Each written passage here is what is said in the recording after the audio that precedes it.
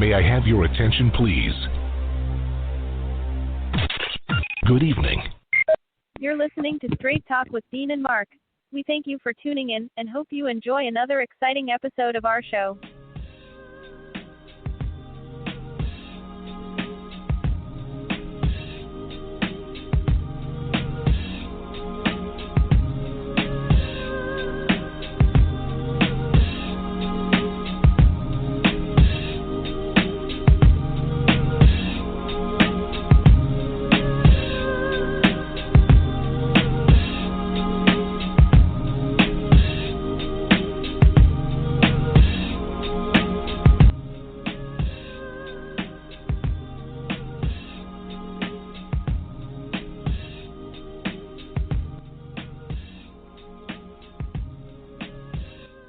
Ladies and gentlemen, welcome to another episode of Straight Talk with Dean and Mark. It's a six-man team. Geronimo snowed in up here in the Northeast, so I guess we will get some good weather after this week is over, but for right now, the snow is coming down. It changed to freezing rain and changed back to snow. So we're going to see what happens when it's time to shovel these driveways out, I guess, but that's how it is when it's wintertime. Wanted to say a special heavenly birthday to James Mercer Langston Hughes, born on this day in 1902 in Joplin, Missouri. His parents divorced when he was a young child. His father moved to Mexico. He was raised by his grandmother until he was 13 when he moved to Lincoln, Illinois to live with his mother and her husband before the family eventually settled in Cleveland, Ohio. It was in Lincoln that Hughes began writing poetry, and after graduating from high school, he spent a year in Mexico, followed by a year at Columbia University in New York City. During this time, he worked as an assistant cook, launderer, and busboy. He also traveled to Africa and Europe, working as a seaman. In November 1924, he moved to Washington, D.C., and his first book of poetry, The Weary Blues, was published by Alfred Knopf in 1926. He finished his college education at the Lincoln University in Pennsylvania 3 years later, where he also was initiated into the Beta chapter of the Omega Psi Phi Fraternity Incorporated. In 1930, his first novel, Not Without Laughter, won the Harmon Gold Medal for Literature. Now, Hughes claimed Paul Laurence Dunbar, Carl Sandburg, and Walt Whitman as his primary influences. He's particularly known for his insightful portrayals of black life in America from the 20s through the 60s. He wrote novels, short stories, plays, and poetry, and also known for his engagement with the world of jazz and the influence it had on his writing, as in his book-length poem, Montage of a Dream Deferred. His work and life were enormously important in shaping the artistic contributions of the Harlem Renaissance in the 1920s.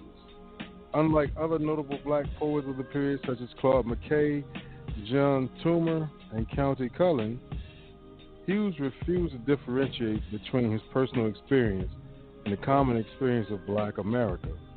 He wanted to tell the stories of his people in ways that reflected their actual culture, including their love of music, laughter, and language itself, alongside their suffering. So, happy birthday to Langston Hughes. You know, in addition to leaving us a large body of poetic work, he wrote 11 plays and countless works of prose, including the well-known quote-unquote simple books, Simple Speaks His Mind, Simple Stakes a Claim, Simple Takes a Wife, and Simple's Uncle Sam.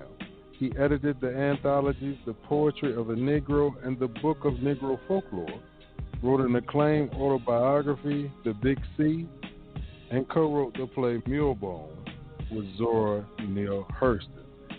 Now, he ended up passing away from complications of prostate cancer on May 22, 1967 in New York City. In his memory, his residence at 20 East 127th Street in Harlem has been given landmark status by the New York City Preservation Commission, and East 127th Street has been renamed Langston Hughes Place. So just a little history for you. Start off the show. It's always good to have, something that we can see from our elders and ancestors. So this day, salute the Langston Hughes. And in current news, U.S. voting rights activist Stacey Abrams nominated for a Nobel Peace Prize. So U.S. voting rights activist and Democratic Party politician Stacey Abrams has been nominated for this year's Nobel Peace Prize for her work to promote nonviolent change via the ballot box, a Norwegian lawmaker said on Monday. Abrams, whose work was credited with boosting voter turnout last year, helping Joe Biden win the U.S. presidency, joins a long list of nominees, including both former president, the dude that just left, and his son-in-law, who was a former White House advisor.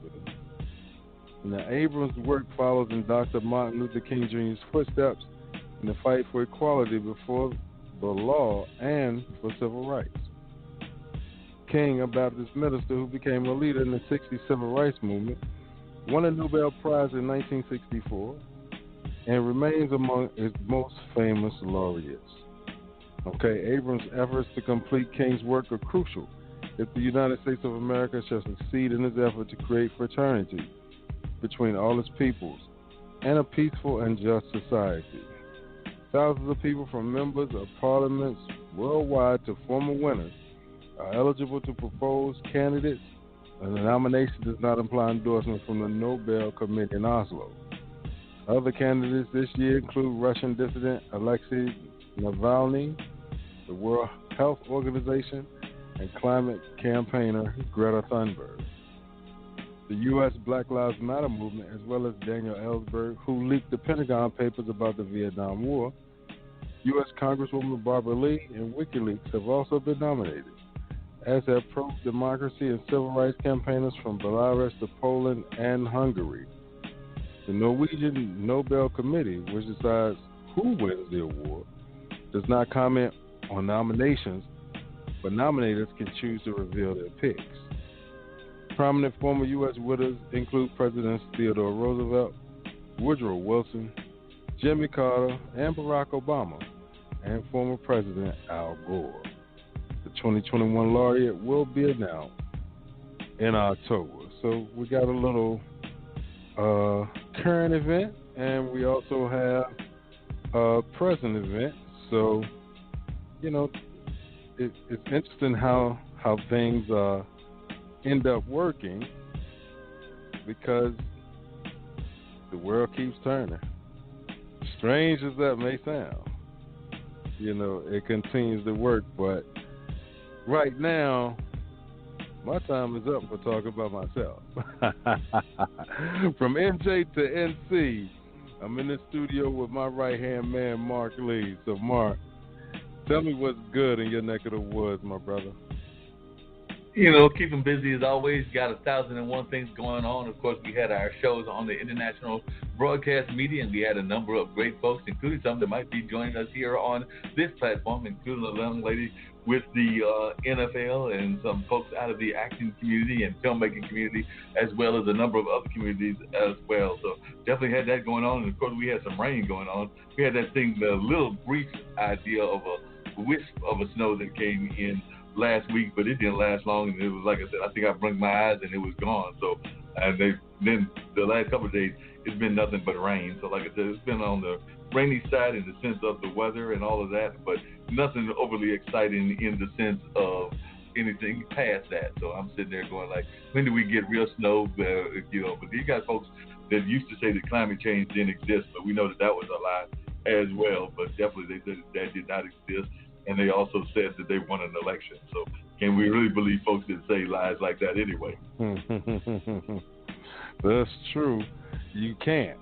You know what I mean? You But, could we try. got the big game coming up. We got the big game coming up on this Sunday. So I know a lot of folks are going to be trying to get their chicken wings and their different other ways that they will use to celebrate, as we've got the big game coming up that's going to be involving Kansas City and Tampa Bay. So we're going to see who wins that game. I know a lot of folks are not overly thrilled that Tom Brady is back in the game, and I know a number of folks, myself included, that would not mind if he doesn't win another one. So we'll see whether he pulls it off or whether Kansas City and Patrick Mahomes can do back-to-back. So it's either going to be back-to-back or folks are going to be tired because of the fact that Tom Brady has won another one. So I don't know that anybody's going to be overly happy either way that it goes, because there's probably going to be some folks upset either way that it happens and all of that. I also want to give a shout out because it seems like they're playing some pretty good ball, including an amazing comeback victory. But it seems like even though the Clippers did not treat my buddy Doc right and they kicked him out over there in Los Angeles land, seems like he's doing not too bad over there in Philadelphia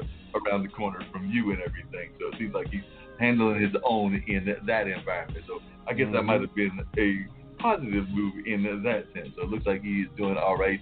Like I said, I think they had an amazing comeback victory, and they seem like they're in at least good shape to be a decent seed in the NBA playoffs as the season continues, barring no injuries, barring no COVID cases, and a number of other things that can go wrong, as we know, in any of the sports. So we're just going to have to play it out and see how it all goes. But as of now, I'd say that things are looking positive. I hear that, man. And hopefully when we get on air on next Monday, we actually will have, I'm rooting for Andy Reid to get another ring, man. You know, I just, that other guy is too much of everybody saying he's the GOAT. And I don't think people realize, I guess they only can see in their little bubble because somebody's playing well to just ignore all of those that came before him. But you know what? When you overhype something, you will get people to follow you just like they don't know any better. So it is what it is. That's how sports is. That is how sports is. How are things going in your neck of the woods? I mean, are we having any snow up there? Are you keeping folks in line in your regular job? And how are things going in your neck of the woods? No, it's been snowing for the last couple of days, so we actually are snowed in right now. It's still snowing. It started snowing and turned to freezing rain, and then it turned back into snow. So even where I used to go out there, try to knock something off of the driveway before something else came, this didn't give me a chance to. So it's just building and building. So somebody's going to be getting a call to come get this driveway and these sidewalks tight, because as you get older, you realize that, you know, what you were once able to do without a problem, you can still do it, but you have to answer to a couple of people called aches and pains. So playing it smart, you know, we gotta go ahead and just, you know, I'm gonna have to pay somebody to do it for me. You know what I mean? It used to be some young guys coming around the neighborhood, but times have changed and they grew up, and there's nobody to take their place. So somebody's about to get a few dollars to come and knock my driveway down so I can get out, and when we, you know, had to go back to work and whatnot. You're going to be making some emergency calls in order to have some things happen on that end and everything. Well, no, I give them enough time. You know, I'll call them tomorrow because the snow's supposed to stop tomorrow. So I'm going to say, like, listen, when this is done, are you able to come out here and take care of this? And if so, I got two other questions. How much? And do you take credit cards? And that's going to be that. You know, this I don't have a snow blower. It's something I've been kind of debating on. And then when we got through the, you know, November and December and January, it was like, all right, well, didn't have to buy it this time. February came like, surprise, you should have. So we live and we learn, you know. I hear you, and I think we've already got some people that are in the house and all of that. So, like I said, I might switch phones at some point or another. But until I do that, we're just going to continue the conversation with the phone that I've got now. But let's bring that 305 in, because I think that might be our NFL connection, and then we'll bring in our filmmaking entertainment person out of California. But definitely, are you on the phone with us? Is this Mr. Anderson? And if so, Yes, can you tell us a little bit about what you've got going on? I had the pleasure, Dean, of meeting Ms. Anderson through none other than Kim Calhoun, who's become your new friend and everything, and is one of the founders of the International Broadcast and Media and all of that. But definitely she's doing some great and amazing work in the field of sports and all of that. So definitely, can you share a little bit with our audience? And hopefully, I think Dee may be checking with our other guests as well. But can you share a little bit about what Sisters in Service, NFL Sisters in Service, is all about,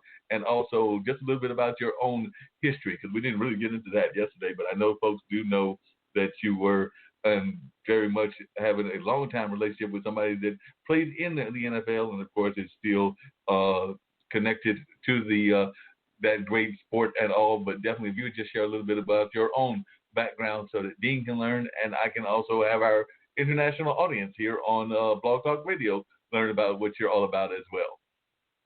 Thank you, Mr. Lee. Thank you so much for having me tonight. It's nice to speak with you both. My name is Stephanie Anderson. I'm the president and one of the founders of NFL Sisters in Service. We founded the organization with a group of mothers, of wives and daughters of NFL players, and we have since started to include, I always jokingly say, some mother-in-laws, not all, not all are just accepted. But what we do is we use our collective resources and influence to raise money and awareness for different causes and organizations and charities that are needing that exposure in our community and that assistance. And to date, we have raised or written grants for or donated over, we're in the over about $700,000 at this point in time, and we have our second annual Super Bowl event this coming Thursday, Friday, and Saturday in Tampa. And tell folks that are watching a little bit about your own family connection. Like I said, I do know that you were married and are still married to an NFL player, but a lot of folks may not know that history as much as I know through Kim and everything. But definitely, if you'll just share a little bit about your connection to the NFL, and then I definitely want to hear about the events that y'all have coming up this weekend in Tampa. Well, when you got a good man, that man is not your husband, he's your king. And so I always say that we have been together since college, and so of course with a long-term relationship, it comes a lot of different businesses and partnerships and growth and those kind of things. And so he has been very supportive of NFL Sisters in Service. He wrote us our first large donation, and he continues to donate annually to the organization. And so that's been a real blessing to know that we do have the support of when you're out there doing this work, it's nice to know that you have the support of the person that you care about and love. And so that's been very rewarding.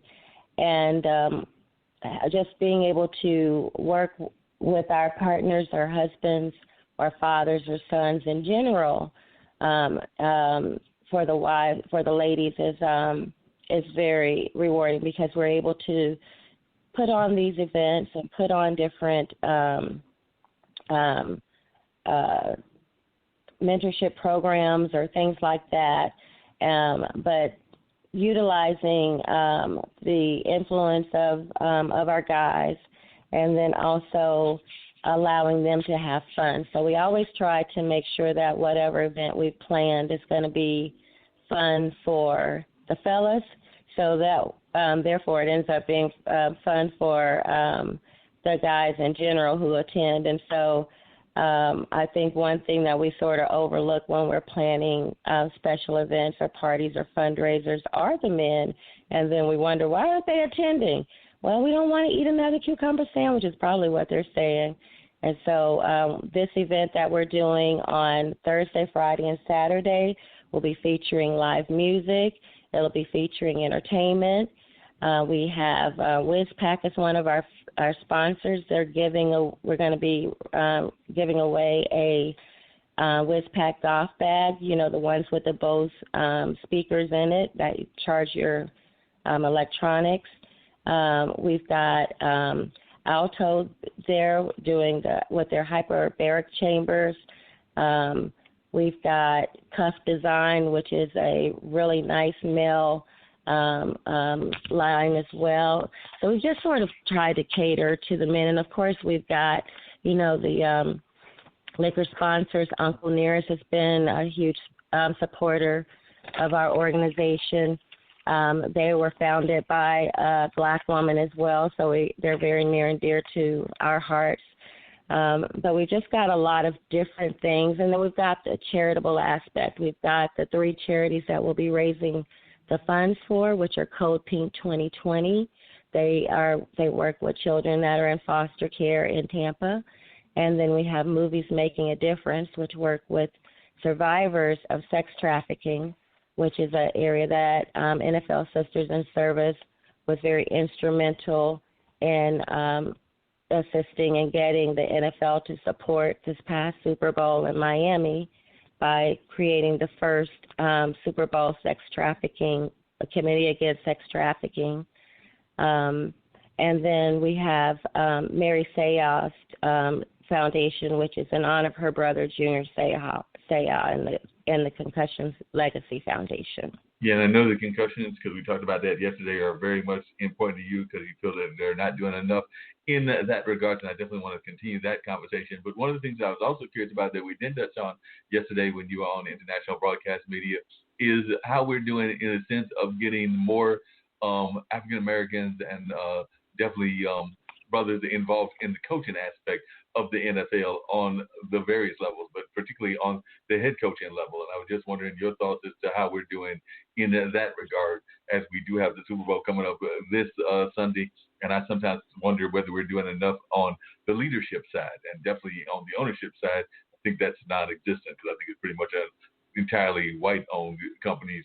But as far as the NFL is concerned, I know the NBA has a couple of minority-run teams, but I can't think of one in the NFL. If I'm wrong, correct me and let me know that there is one, and I will gladly be corrected. But definitely, I was wondering your thoughts in terms of leadership, both on the coaching side and on the ownership side.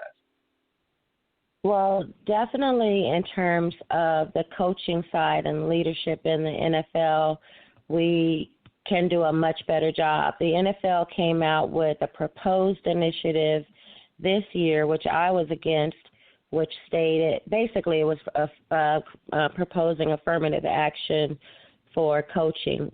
And so if you were an owner and you hired a minority coach, you would get extra draft picks and that kind of thing. And the reason why I opposed that is because it's obvious that the NFL is starting to recognize the talent that we have in the minority ranks for coaching. And instead of them just doing the right thing and hiring the best person for the job, they still insist on being rewarded for something. And so I was against that, but I do definitely support the need for more African Americans in leadership, especially as GMs. And we had a campaign where we were trying to get Garrett Jones, the Houston Texans position and the GM position down there. And we had, I think it was a change.org or some kind of petition that we were supporting. But it shouldn't take all of that for them to do the right thing. The NFL is 75% minority, and for them not to have that same representation across the board, especially in ownership, it speaks of why we have the different issues and problems that we have in the league. Yeah, definitely agree with you on that and everything. I did want to get to your conversation and thoughts about the concussion protocol and things of that nature. But as Dean is listening, and I know that he's a big Baltimore Ravens fan and all of that, I must ask just on his behalf, are there any Baltimore Ravens wives and daughters involved in the sisters and everything? Because I know he is a big Baltimore Ravens fan. We oftentimes talk about that because he is even though he was raised in Jersey, actually works in Jersey, raised in Virginia, he's become a Ravens fan. I don't know why. He'll have to tell you the reason behind that and everything. But definitely, I was wondering if there are any Ravens folks involved in the organization, or for that matter, any from my two favorite teams, which are the Vikings and the Panthers. Okay, so for sure we have Justine Hadnot with the Baltimore Ravens. That jumps off right off the top of my head because they live here in South Florida. But the funny thing is that we don't really know the names of the husbands. We just know the wives. And so it's funny because for everybody, they're the guys are the ones that have the notoriety in the community. But in our little circle, we're constantly having to remind each other, like, who's your husband again? What's your husband's name again? And so, it's sort of funny that way. But my husband was a Carolina Panther. He played for 3 years with the Panthers, and we have other Panthers. We have a lot of Panthers, a lot of I'm trying to think of the teams that jump off the bat right now. Those would be the Panthers and the Ravens. We definitely have a bunch of.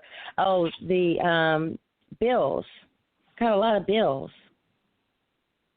Oh, a lot of Bills are involved as well. That's good. So that's good that they're involved. I've got a good friend, Bill Tresvant. He's actually appeared on this show as well. So he'll be glad to know that because he is a diehard Bills fan and was actually a little bit upset that they didn't make it to the Super Bowl because I know he was definitely thinking that they were going to be the one that made it and all of that, but that didn't quite happen in that regard. Could you talk a little bit to our audience, and I know we talked about it on the show yesterday, about the concussion protocols and how you feel that not enough is being done in that regard. And then I did also want to explore a little bit about your political run as well, but I want to start with the concussion protocol. So if you could share a little bit of that story also.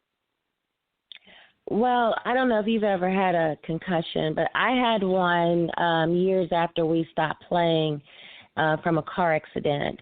And the effects don't go away between Sunday to Sunday. So just on the surface, there has been no change to the concussion protocol. They're still assisting players with, taps on the back when they ask, how many fingers I'm holding up. The trainer's standing behind you, tapping you on the back.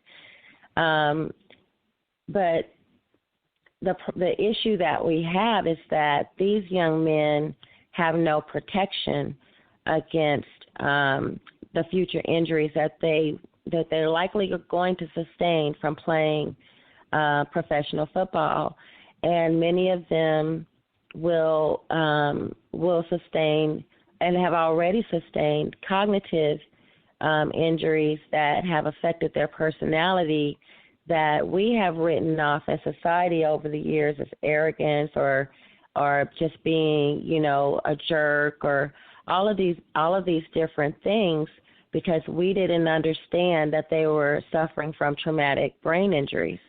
And so now we have the disclosure that this can happen. So the NFL has been given impunity against further, litigation in that regards.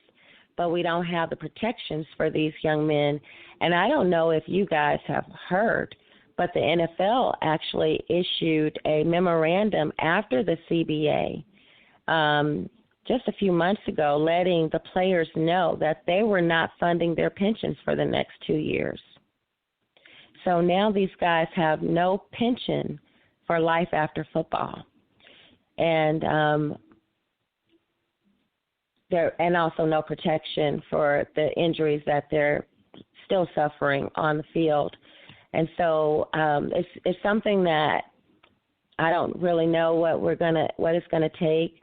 You know, helmets to me, if you've ever seen the demonstration of the brain being rattled in the skull, it's like a bowl of Jello with the Jello rattling against the pan. So even with a helmet, that's not really going to eliminate the cause of the concussions in the first place. And so I just really hope that we can do a good job of educating current players or guys or young men that are thinking about playing football, so that if they see signs that appear to be concussion-related or neurocognitive, that they sort of seek baseline and treatment early on and then consider maybe departing if it gets really bad. We left the game after 5 years, but it took us 2 years to get out of the contract. And I saw where some of other players have retired early, and fans have ridiculed them, but they don't understand if the NFL isn't going to protect you, you have to protect yourself. And it's not just the guys that are suffering or have been affected, it's the families, the wives, and the children as well. Yeah, that makes a lot of sense and everything. And I think that you had mentioned earlier that the even the age that the NFL player can expect to live is not necessarily the same age range as, say, the average citizen. I know that the average citizen ages have gone up, but I believe that you said something yesterday where it was actually a lot less for NFL players. And could you share a little bit about that as well? Because I don't think that people understand the impact of the game that we love so much, and whether it's watching it on fantasy football or in some cases even having played it. Yes, absolutely. So the life expectancy in the NFL and is basically 58 years, and the life expectancy for I'm pretty sure the last time I checked it was 72 years old for the average male. And so, and I'll have to double check that. We might Google it while we're on so that I don't make a mistake there. But I definitely know that the life expectancy for the NFL is 58. And so most of us receive pension at 65 or longer. So most of them won't even live long enough to see their pension. They will have a greater chance of having to live on disability because of the injuries that they've sustained, or we have a high rate of heart attack. We have a very high rate of ALS, like the ALS used to be unheard of, but we've had at least 6 players die of ALS this year, including Ricky Dixon, whose wife is a member of our organization, as well as his daughter. We've had Kevin Green just passed away at 55. So there's an economic toll that the NFL places on society that they are not bearing the cost for. They're reaping the profits and the financial reward, but they are adding financial cost to society that they're not paying for, with the early deaths, loss of income to families that are losing their lives from playing football. And the contrast is much deeper than you thought. I actually did Google it while we were talking, and it says that the average life expectancy for men in the U.S. as of 2021, and I think these were figures from 2017, was actually 76.1 years. So almost 20-year gap between the life expectancy of a football player and the life expectancy of somebody that's a average citizen and all of that. Because they're saying the life expectancy is 76.1. So we're heading toward the 80s and everything. And I think that was based on some figures from 2017. So the statistics may go up or down based on what's going on with the current census and everything. But definitely, when I just looked it up, it said that the average for males was 76.1, and the average for young ladies was 81.1 years. So that's what I just Googled and just found out. Yeah, and that's a huge disparity between, and when you say, oh, they make millions of dollars, well, did you know that making millions of dollars would cost you 20 years of your life? Probably didn't know that when you're 20 years old and wanting to chase your dream. And a lot of these guys would play for free. And so, and the guys, the pre-93 guys practically did play for free. $25,000 a year or less for a lot of them, or some of them only made $25,000 total playing in the NFL. Some of the most famous players. And so, but we allow that in a lot of different areas of our society. If you look at your average grocery store worker, or your average nurse, or your average teacher, we're not paying them commiserate with what they do for our society, or for even now in this pandemic, the risk that we expect them to take. And we allow the burden of their pay and the responsibility of their pay to be shifted from the corporations, which reap the benefit, to taxpayers through having to pay for subsidies and things, because we don't require the corporations to do what's right where workers are concerned. Yeah, that makes a lot of sense. Do you think that the NFL did enough in the sense of Black Lives Matter and its support of some of what the athletes were doing in that regard? I know the WNBA and the NBA took the lead on that, but I was just wondering, do you feel that ownership did a strong enough job in supporting the athletes that wanted to support the various activities that were going on in their cities and in the country in general? I believe that the individual members of the NFL took the lead, and and I'll say this, we have the NBA and others came on board after the NFL, because we've had social justice programs in place, the grants that have benefited organizations like the Trayvon Martin Foundation, which I work closely with, and which our organization works closely with, since at least 2014. And then when Ahmaud Arbery was murdered, there was an NFL player was the first to bring attention to that, so that it could get the national attention that was necessary. But I would say that collectively, the NFL as an organization has not done what it needs to do. And I think that they have been behind for sure. And we point to the statement by Goodell and his late recognition of why Colin Kaepernick was kneeling and other players were kneeling in the first place. And I even think that it's funny, that they would choose to single out Colin, because there were other players who were of a darker hue that were kneeling before Colin was kneeling, or kneeling with him at least. And so I wonder, if even their idea of how dare you with your privilege, do this, Colin. I just think that even the blackballing of Colin, that whole thing.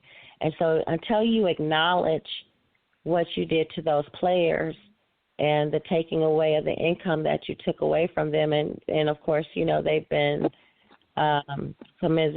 uncompensated since through the legal system. But until you are willing to go there, until you're willing to start to take away from owners who are deliberately going against the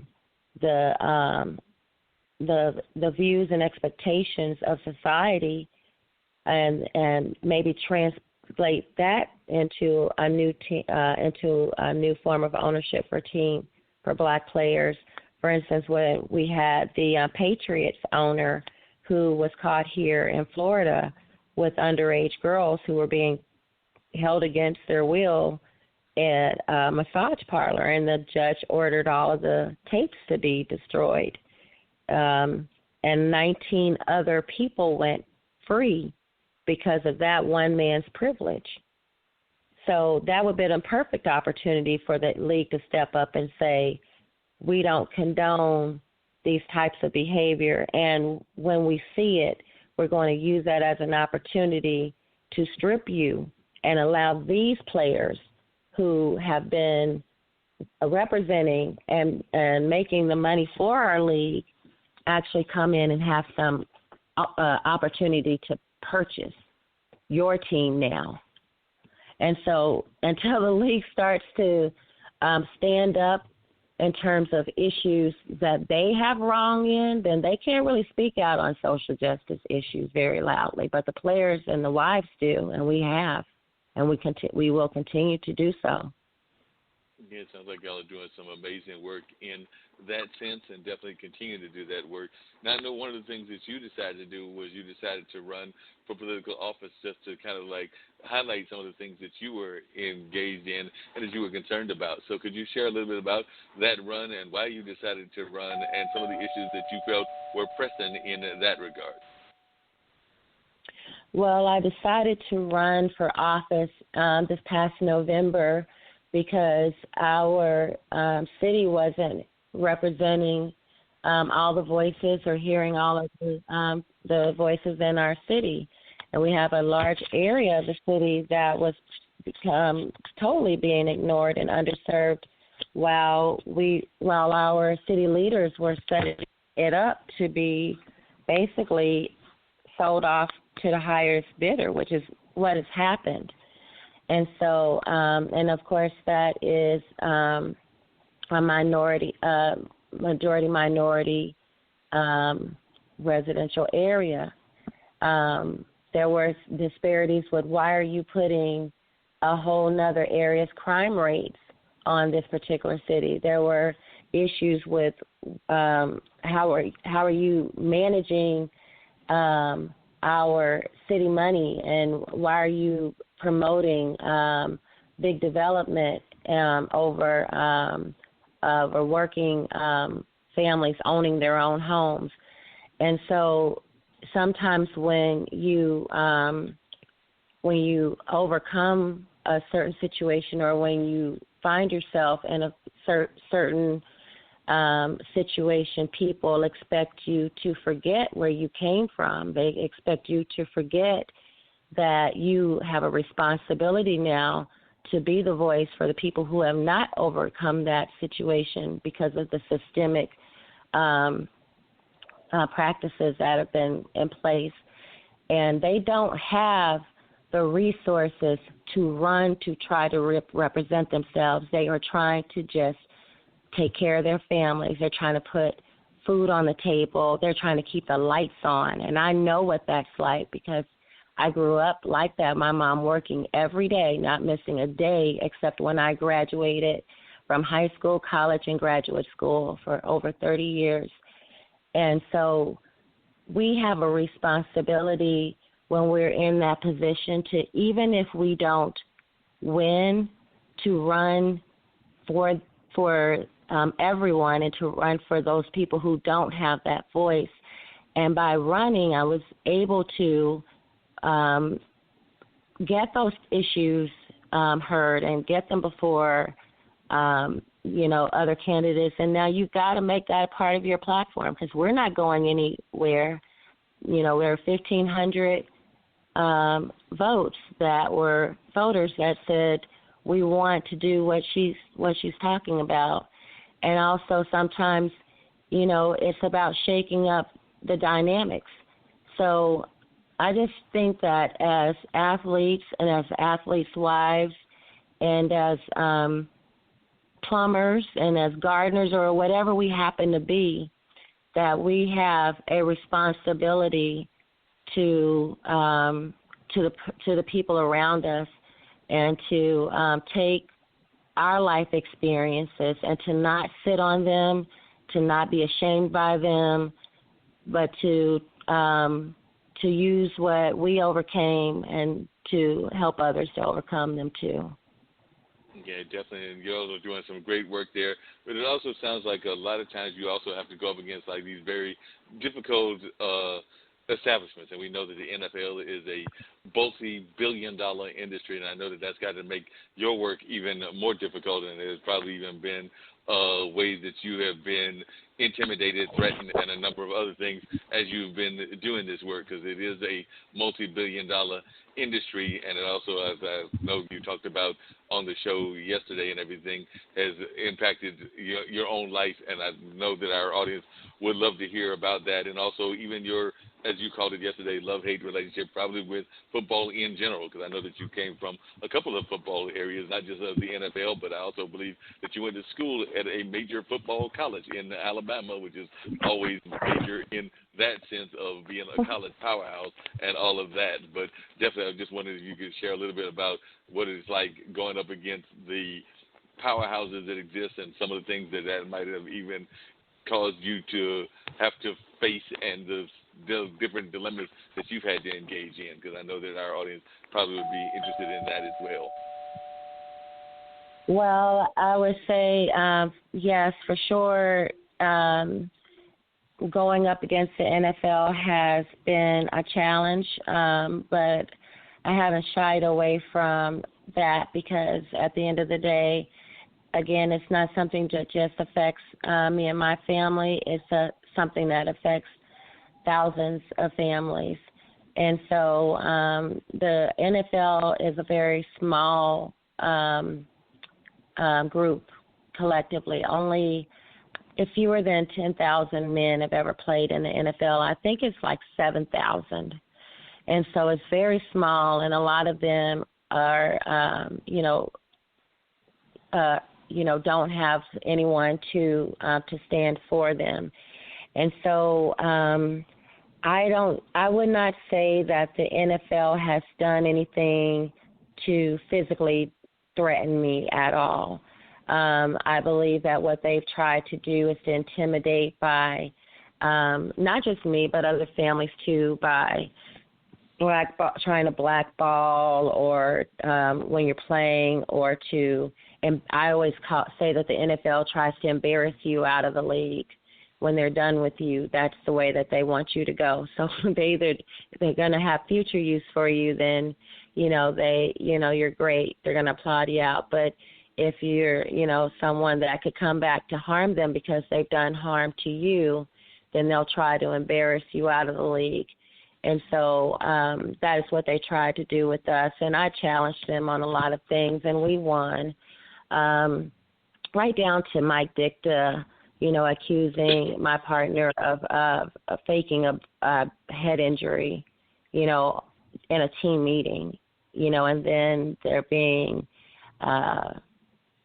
fine when he asked them about it. And so they're just little things that they do. And so with the NFL, they're more like the bullies that once you punch them in the nose, they'll, sometimes they'll go away.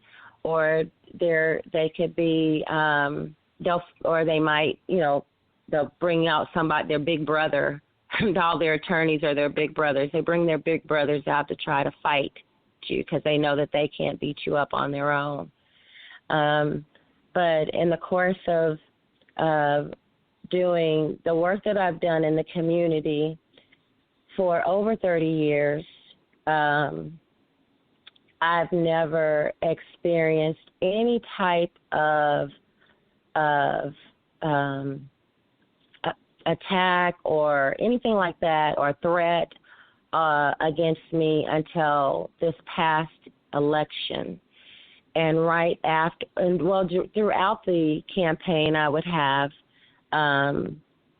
911. The police would show up at my house and say that they had received a 911 call from my address, which was not accurate or not true, and they'd try their best to get entry. I would have my opponent recording my car tags and harassing us and getting in my face. And so it escalated to where I was returning to one of our homes with my daughter where that my daughter stays at. And we were pulling up at this in front of the house, and a gunman was waiting for me and got out of the passenger side of the car and opened fire on me, and it struck my vehicle 3 times. So it's been unusual, to say the least, to think that all of the other work that I've done all these years and running for office would be why someone would try to take my life. And, you know, there could be other things that we do in the community that, you know, the media and others have pointed to, like our work against sex trafficking. We've gone in and actually gotten girls back with the help of law enforcement. And on one occasion, we didn't have time to get law enforcement. They couldn't find the address that the mom had Googled on the line, and I went directly there, and I surprised them and was able to get the girl back. And so, you know, I don't know that anything like that, though, would rise to the level because, you know, I just don't know. I have no idea. But at the end of the day, I think that even in the face of a threat against my life and the life of my child, because I had my daughter was with me, that, you know, we just can't give into the fear. When I see what happened at the Capitol, that's exactly what they want us to give into. They want us to be so fearful that they will overcome us, that we will retreat. And it's not just the Proud Boys and those type of organizations. It's anybody that's trying to divide this country at this time. But we had those officers, and I remember that one lone black officer who stood in the path of those treacherous rioters and that mob, and he stood there, and he, you know, he held his ground. He held the ground, and we need to hold our ground. You know, even when they're coming against us, even when they're coming against our family, we got to have the fortitude to try to hold our ground, because it's like, you know, I don't know who said it, but, you know, if you're not going to stand for something, you'll die. I mean, if you're not willing to die for something, you know the quote I'm trying to say. But, yeah, I just think that at this time in our history, we've got to stand up, and we've got to just say, we're not going to allow you to continue to try to scare us into retreating when we know what you're doing to our country, to our communities, to our children, to our schools, to our environment, are wrong. Yeah, very much so. Hopefully Dean will pop in as well, and I know we've got one of the guests I want to bring into the conversation as well. So, Dean, if you're listening, I definitely want you to pop in and say what you've got to say about any thoughts that you want to share as well, and also if you can bring in Shanine Davis as well, just to explore a little bit of what she's got going on as well. So, Dean, you were listening and everything. So, Dean, hold on a second, Ms. Davis. Dean, you were listening. So, what are your thoughts? I know you're a big Baltimore Ravens fan, so you'll be glad to know they do have Ravens that are part of the organization. So, they made that very clear early on. So, they do have some Ravens involved, at least one. Yeah, I'm just listening to the conversation right now. I have nothing to add.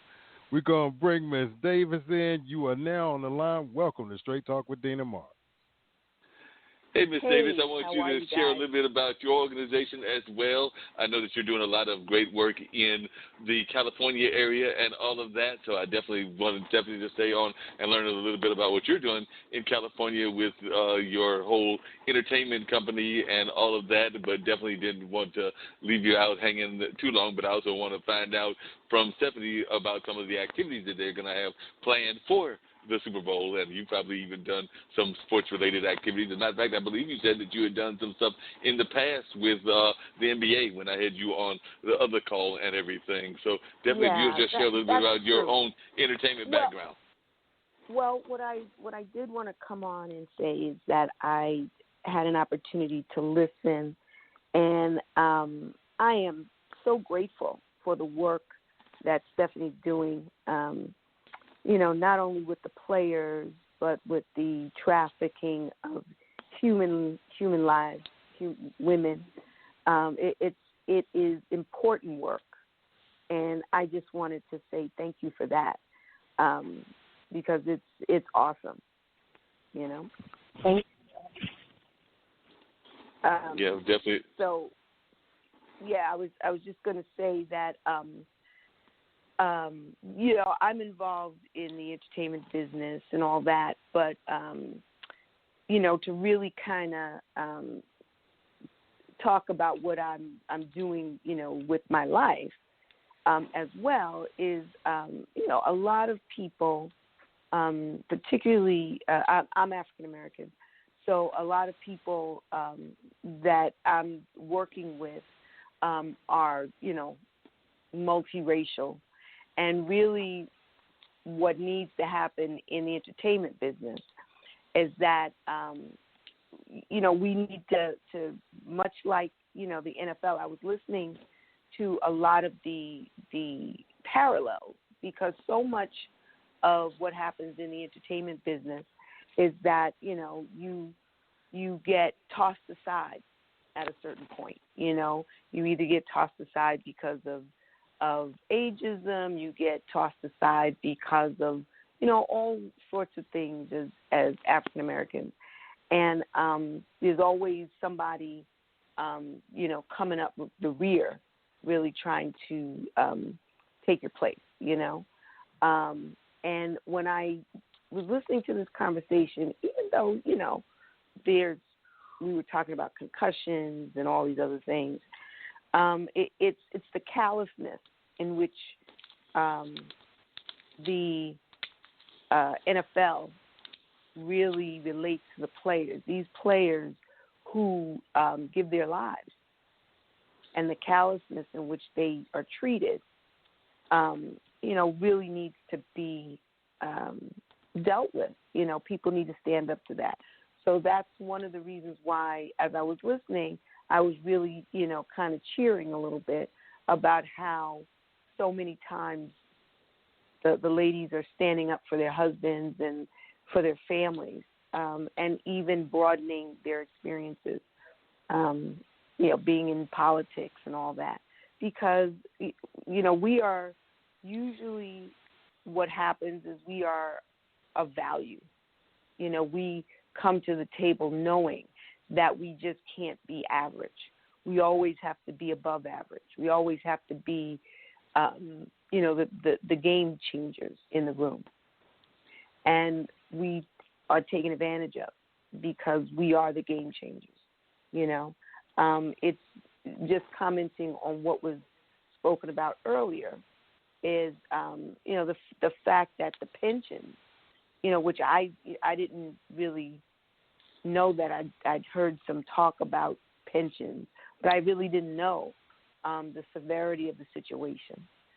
So someone has to be out there and really holding it down for the players and their families.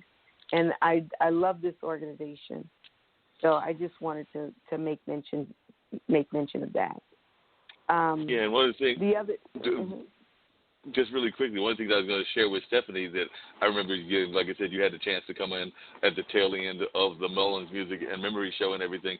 But one of the things that you said that I really found touching and everything, and I'm actually an old gentleman in the late 50s and still single and all of that, but I knew that you talked about the importance of the connection between you and your husband, and I know that that's also what Stephanie has as the bond with her husband, that she calls her king and everything, and definitely I feel that you feel that same way about your significant other as well. So I just wondered if you could both talk about that importance of that connection, as Valentine's it is Black History Month, but it's also the month of Valentine's Day, and both of y'all are folks that are living the life of that kind of positive love that we all are searching for, those of us that don't have it.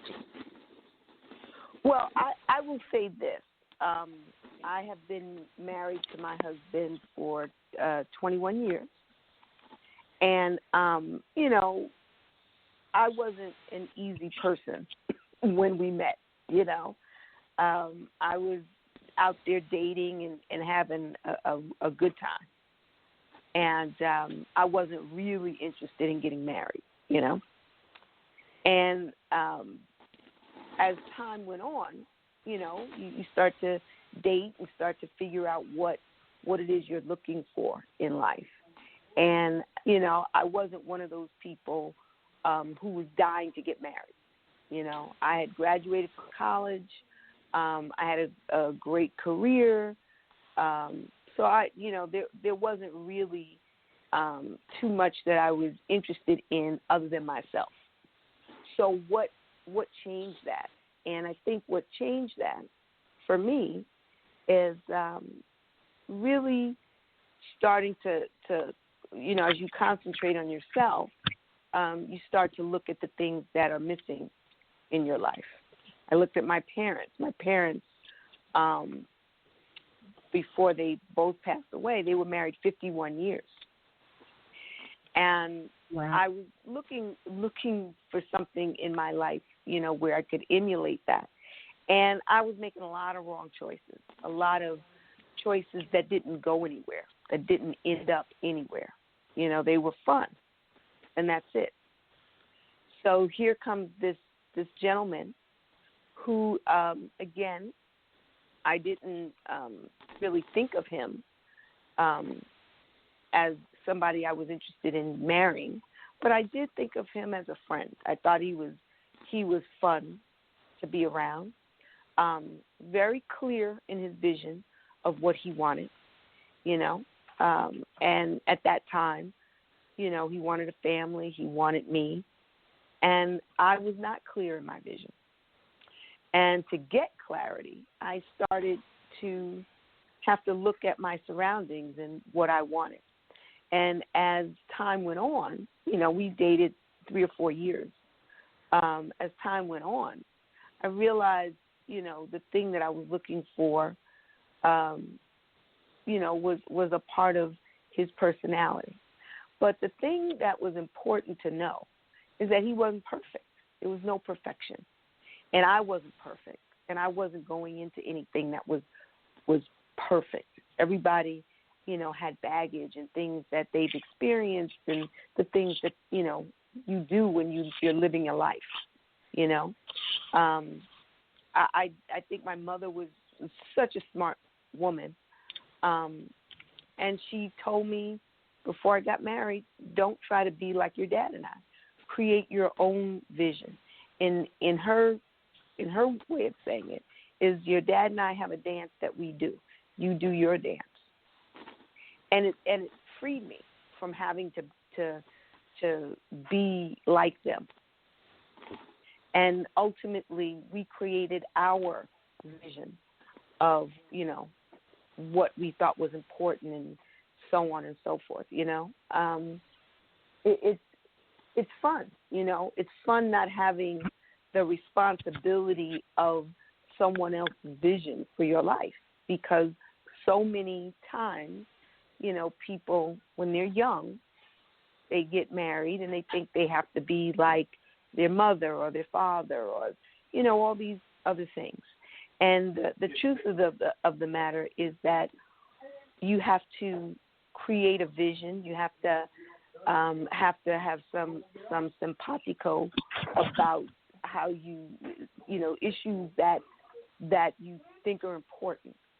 And I think what I will reveal is that over time, we were told, hey, in my household, the girls were told that we needed to have 3 things that we felt was important, that are really dead on important in terms of our relationship, and ultimately I figured out what those, by dating and stuff like that, I figured out what those 3 things were.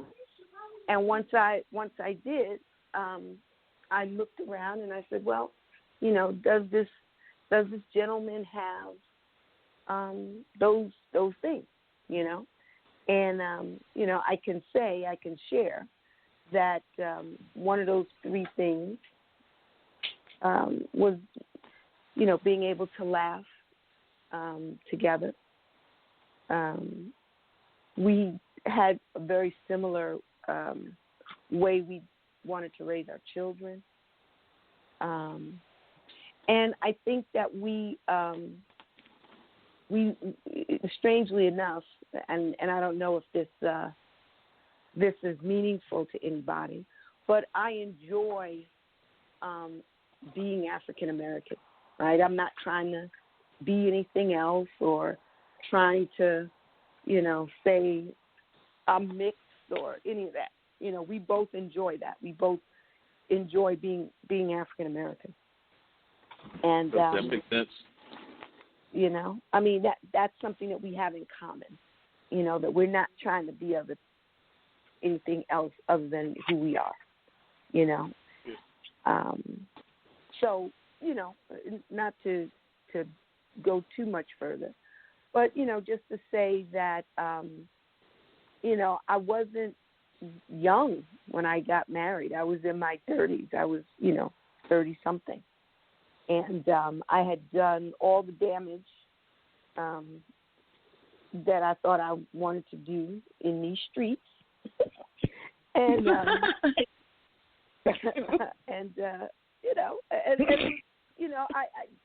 I think that one of the things that my mother, because my mother was married when she was like 20. She was 20, 21.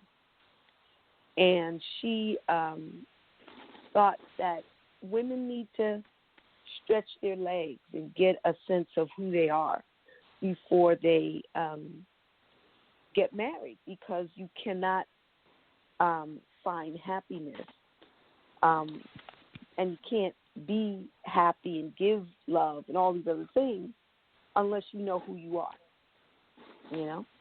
and that takes some time to figure that out, Yeah. Makes a lot of sense. What are your thoughts about that, Stephanie? Like I said, you definitely talked about the strong love that you have for your husband and everything, but I'd love to hear your thoughts about this, as this is not just Black History Month, but also Valentine's Month as well. So I'd love to hear your thoughts about that strong relationship that you have with your husband. Well, Ms. Davis' mom is so correct in many of the points that you were making. I was writing down. I was like, dance. It's like a dance. Create your own dance. But yes, for sure. Like I'm sort of on the spectrum of your mom. We met as teenagers, and at the University of Alabama, and we were freshmen, and so we had been together for it will be 30 years this year, and it definitely is. That's awesome. Yeah, and all of it hasn't been awesome. And that's the thing. You just sort of have to choose, like, to make that commitment. And I think that we were very unique in that we both recognized that we were so young when we got together that we were going to have to go through more ups and downs, just like your mom said, and that's what it was so true. And so I see a lot of wives, not just NFL wives or whatever, but just wives in general who will stay in a relationship or it could be vice versa. I'm not going to put that just on the guys, but one partner will stay in a relationship while the other party is out living their life and doing, whatever it is that they want to do, and the other party is at home miserable instead of leaving temporarily or coming to some kind of understanding to where you don't allow yourself to not experience or allow yourself to be made to feel that you're not enough. And sometimes when you're together young, it doesn't have anything to do with how a person feels about you. It just, at that time, you haven't had any other experiences. And so I totally understand and get what your mom was saying. I would say that in terms of our relationship over the years, even when we weren't together, we were always together. We always parented together. We always were friends. Now, there were times where, you may not be on the best of terms, but you still know that love is there, and you still know that commitment is there, and that you're not willing to give up that in order to grow, if that makes any sense. It does. I think it does. I was just going to say that just because you fussing sometimes, doesn't have anything to do with the love. I think that, you have to stand your ground in a relationship when, you think that you have a point, about certain things, and if you respect each other, you listen, you have to listen. Absolutely. Absolutely. That listening, that communication, I know that's oftentimes what they talk about just in relationships in general. I do sometimes wonder, though, about societal elements, because I do sometimes think that, and you kind of alluded to it, Stephanie, that sometimes we stay in bad relationships, and I will agree with you that it's not just women, it's also men as well, some of those toxic relationships, because of fear of the consequences, either from family or from institutions. Like if you're involved in the church or you're involved in some of the other institutions that are out there, or even among your friends and peers. So I do sometimes think that we do depend too much on allowing outside forces into our relationships, and definitely they say that that's one of the cardinal rules that you shouldn't do. But I do sometimes feel that a lot of times we allow those outside forces, and sometimes those outside forces might even be saying that they're doing it for the good of the relationship, because I know that a lot of times, particularly in the Christian church, they're saying that they are totally, many of them, against divorce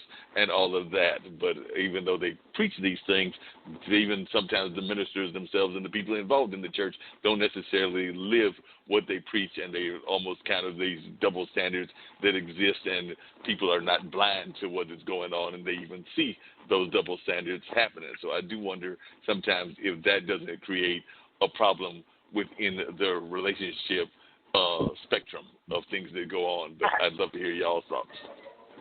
I definitely think so. I think that societal expectations of what our relationships are supposed to look like, in general, affect our decisions in some cases.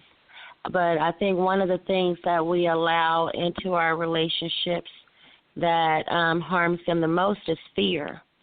You know, we have a fear of whatever the situation is, and then we begin to exert that onto the other person, and they may or may not have even exhibited the things that we're fearful of, and so we manifest that happening in a lot of occasions. And so I definitely think that, and then also fear in not having the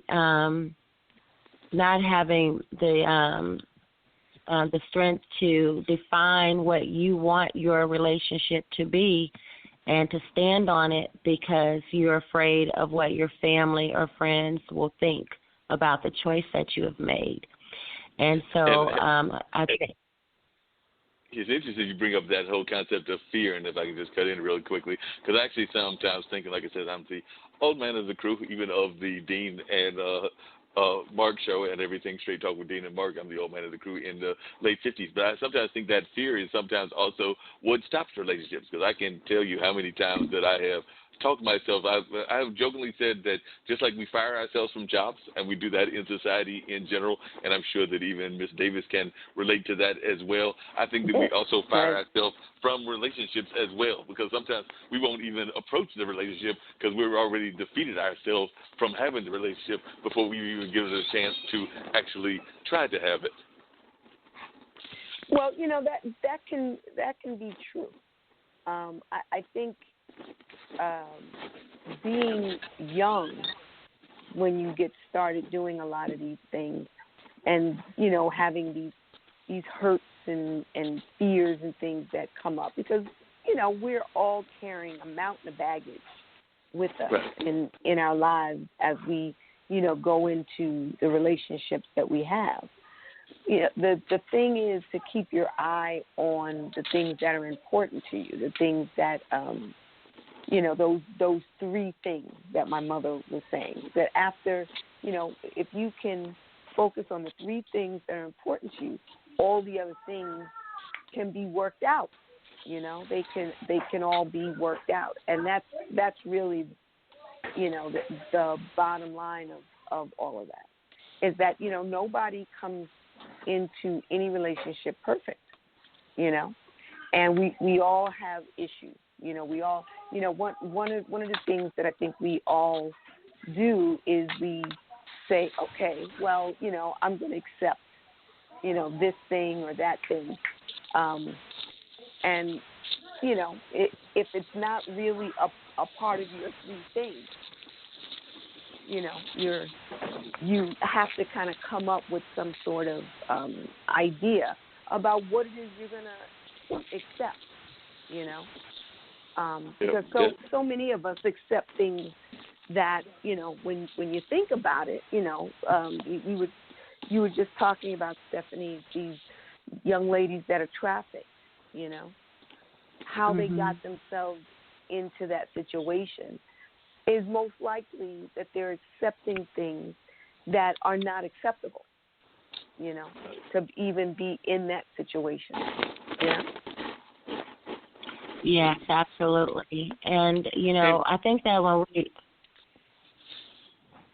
I was just going to say, could you expound a little bit on that and everything? Because I agree with what Ms. Davis is saying. That is something that is, oftentimes we don't even think about the fact that there is a major issue in the United States, not just the world, but in the United States in particular, human sexual trafficking. I'm actually friends with Sunny Slaughter, and she's very much involved in that too.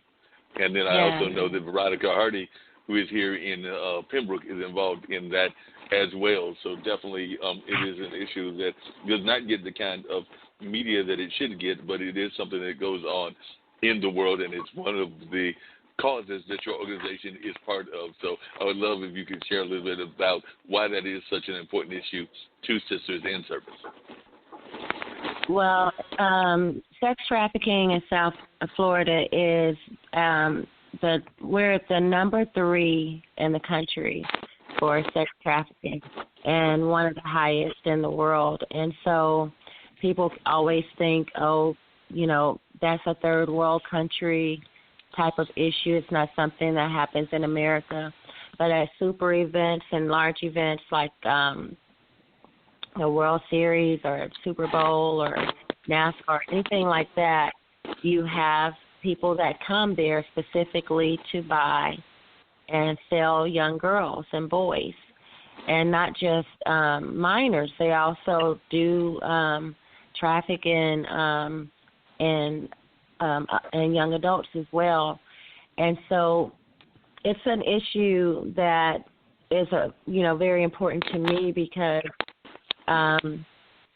people don't realize all the different forms that sex trafficking take. One form being parental trafficking, where you allow men to, your child never leaves the home, but you are allowing sexual interaction with your child and men or women for money.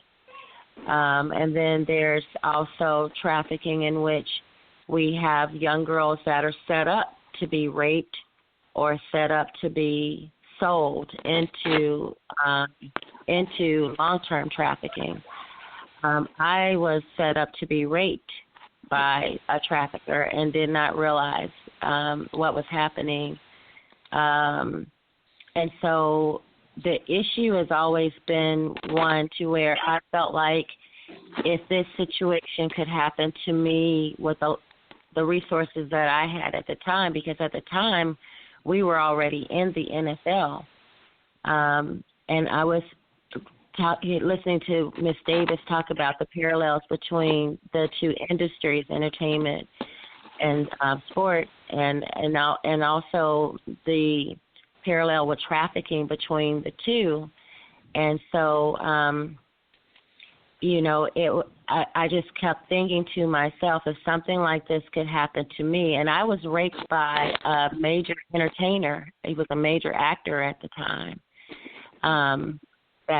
What about a young girl coming out of foster care who doesn't have a place to go, who doesn't have family, who no one will know that she's gone, and who is told by some young man, because traffickers don't look like what we think they look like. They're not all gross and grimy looking. They're very well polished. They have nice cars. They come and they offer these girls money or whatever and say, do you need a ride or do you need a place to stay? And then they end up trapping them into that life. And so we have all of these vulnerable populations, and then the tricks that they use, and then the women. So I was set up by a woman to be raped while going to interview this actor for a job. I was going to hire him and was raped. So, just the irony and the ways that, in which we work. So it's so important that we bring attention and awareness to this. We have 84,000 missing black women in this country.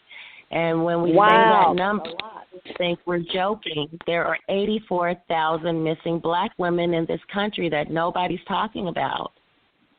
They didn't just, they're not dead. We don't see bodies. Well, they're not, you can't hide 84,000 bodies. Wow. And these are official numbers. And so, we're still being, even in this, disproportionately left out of the conversation and about, being victims, and no one's looking for us.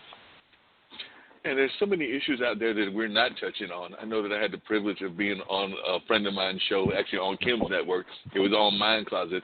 But it's a young lady who is an actress, a white actress actually, out of California, and she was talking about the fact that she is a recovering love and sex addict, and she was actually saying that she is aware of that, and she's actually going through the whole 12-step process and all of that, but we don't even talk about that in society that much either, even though that is a major issue that goes on, and is also, I would argue, both of them are sometimes tied even into the porn industry, which is, of course, a major industry in our country and everything. So would you agree with me that those other factors, both sex and love addiction and even the human trafficking, are sometimes even tied in to the porn industry as well?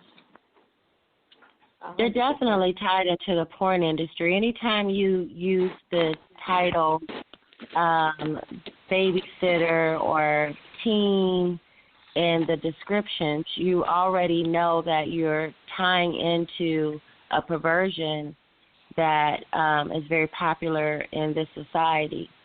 And I would not say that porn that creates trafficking.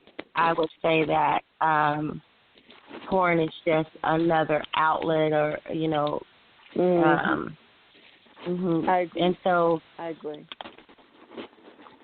Yeah, and so I think that with just with the industry as a whole, that if we were really serious about changing whether or not the sex industry was about adults, and whether it was a conversation about whether or not other perversions like sex with children should be allowed, then we would start with disallowing certain actions and words that promote that. Like I call it babysitter language in porn.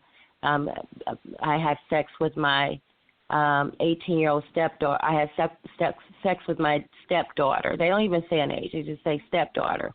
Stepdaughter already implies that it's a minor, and that connotation.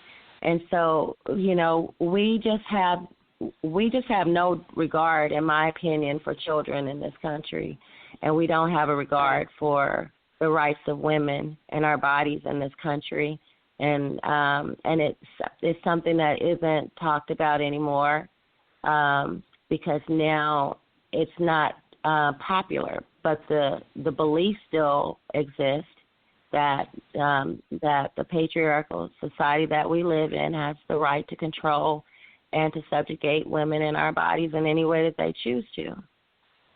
Mm-hmm. And Ms. Davis, you were actually involved in the industry that I sometimes think has not done enough in the sense of the ways to tackle a lot of the misconceptions. Because I know one of the things that you mentioned when you came on Mullins Music and Memories was the fact that you were in the advertising industry. And the advertising industry, I think, is one of those industries that has totally done a disservice in the sense of the way it treats women, the way it treats minorities, and the way it treats a number of folks, even I would argue the LGBT and the trans community and a number of other communities as well. But I was just wondering, as one that worked in that industry, your thoughts on that, and do you see any improvements? Because I also don't think that it does a good enough job, and it just kind of comes back to the NFL, of even having enough minority leadership on the leadership side. I know there are minority advertising companies and things of that nature, but they get the smaller contracts, and in terms of the bigger contracts, I don't know that we have enough leaders that are of the minority communities, whether that's Black, whether that's Hispanic, whether that's Asian, or a number of our other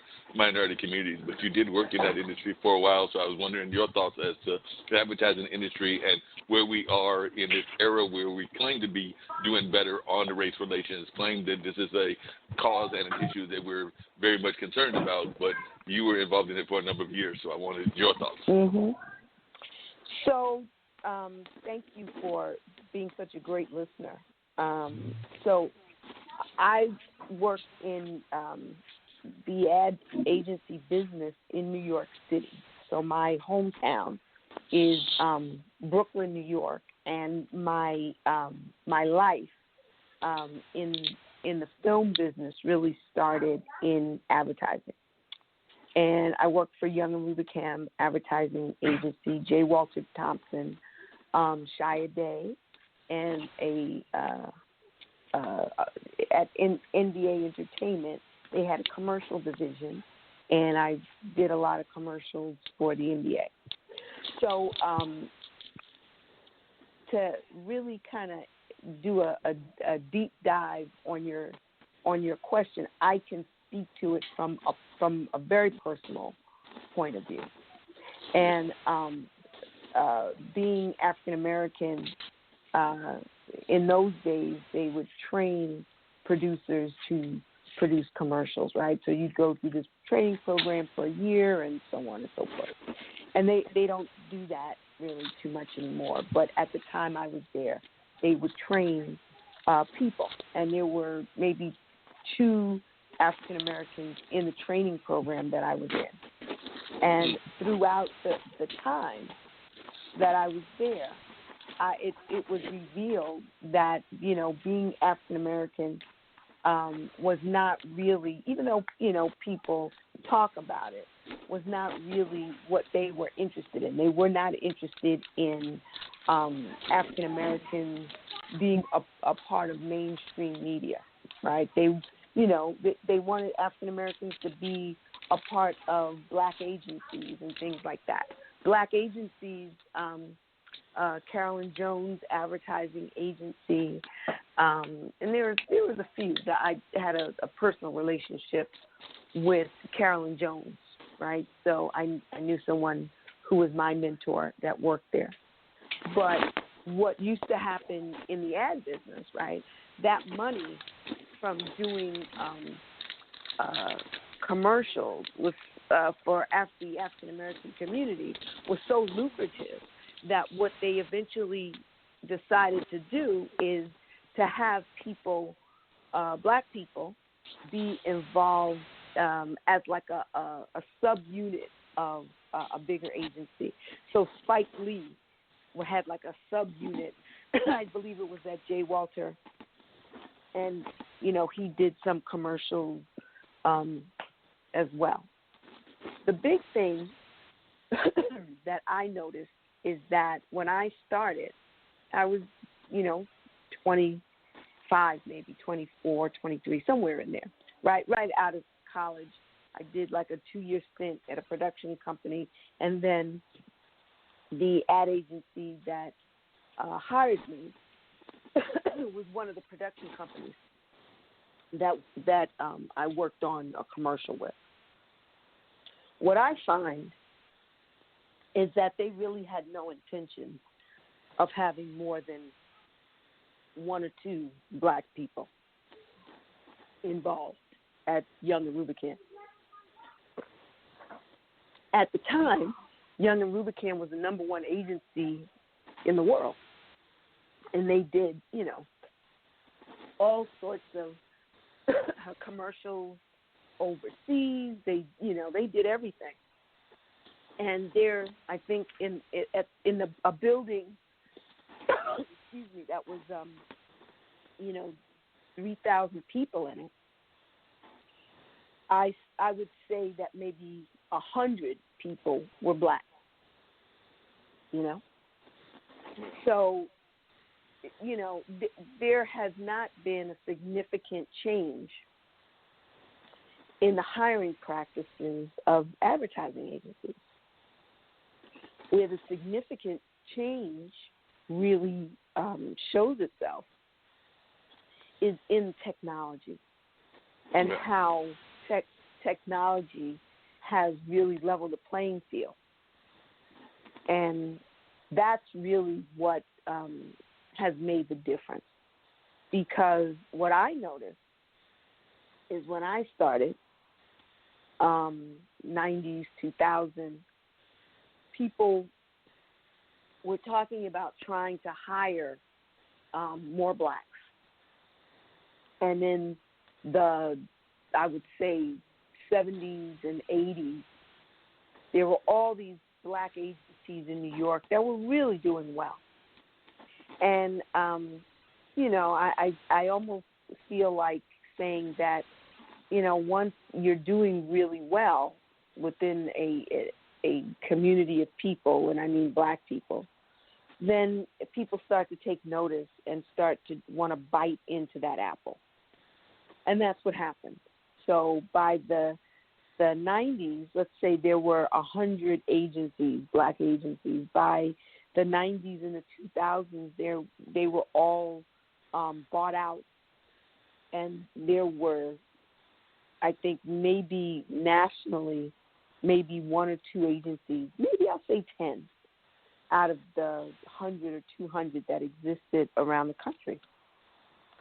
So somewhere in the 2000s, you saw in Ad Age magazine, we need more African Americans and Latinos, in corporate instead of in front of the camera. So it was a cyclical event, when I came in and when I decided that I wanted to move on and do other things, so it was a cycle that really never ended, and because of that, I'm sorry, you were going to say? I was going to say, I was going to hear because of that as well, but I was going to say it sounds to me like your other industry that you're also involved in has had similar kind of problems, which is the film industry, because I also don't think, I've got a good friend of mine, Ronnie Warner, who is actually the producer of This Christmas, and he's actually appeared on a couple of things with me and everything in terms of like panels and radio shows. I can't remember if he's been on Straight Talk yet, but I know he's been on some of the shows that I do on IBM TV and everything, but definitely he talks about that, and I know that we have not seen enough like control, and or when we get control, like what Oprah had, then we get bought out, because like she was just recently bought out by Discovery and everything. So definitely it seems like a lot of the same issues also that even Stephanie was talking about with the NFL are also happening on our entertainment side as well, that even when we get people that are in positions of power, they're not able to exercise that power enough to actually have full control. But I'd love to hear your thoughts on that. Well, what I will say is this, that there are cycles of power, right? So because people notice that there aren't that many African Americans on screen or behind the camera, all those things have gone on for years and years, and then there's this cycle. Something happens, right? So I'll say somewhere in the 80s and 90s, what the big thing that happened is that, we're trying to allow African Americans into the agency world.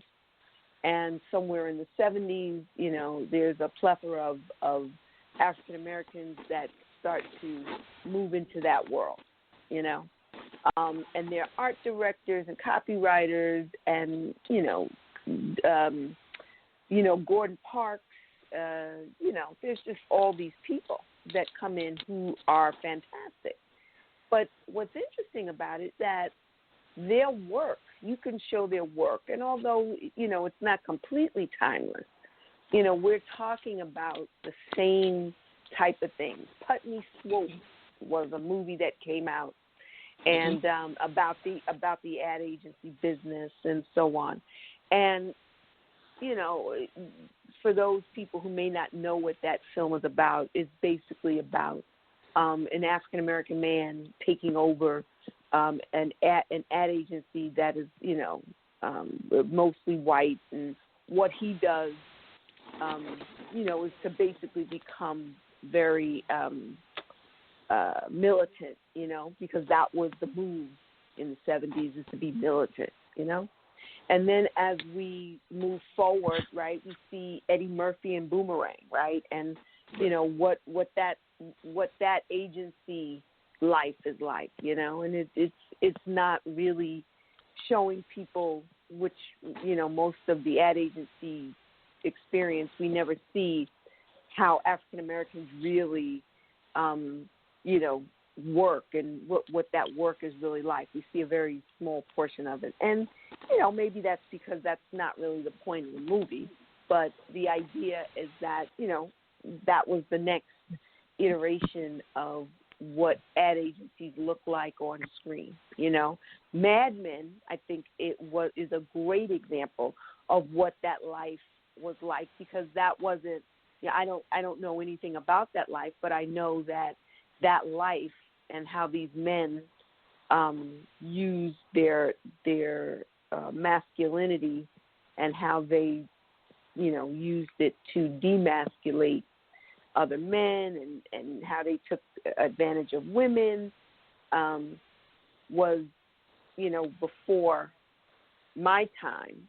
But the remnants of that time were the behaviors that, were towards women and really trying to keep women in their place, So by the time I came along during a time where there was a transition, where we need some women in the room. In my time there, me being a black woman in the room saved so many companies from embarrassment, because so much of their behavior was racist, and the people who were involved in creating that content, those commercials, had no experience with people of color or anybody other than who they grew up with from in Iowa. So those commercials, when they tried to place African Americans in those commercials, really didn't make sense, or was racist or whatever. And someone like myself, who was being trained and was trained to run those meetings and things, I got a chance to say, no, you can't do that. That's racist, And I had a white guy that would back me up and say, hey, if she says that that's inappropriate, you can't do it, right? Because I was the producer involved. But that, that happening today it's a little different in that, a lot of ad agencies, are trying to be more inclusive, but that world is not. And here's why. Because the reason why you don't want to be inclusive, the reason why you don't, really remember to include these people, whoever, that other is because the people who are in charge are white. So there's no need to really include people unless you're trying to target them, right? Unless you're trying to target the African American community, there's really no reason to include them. That has been the attitude, from let's say the 80s and 90s.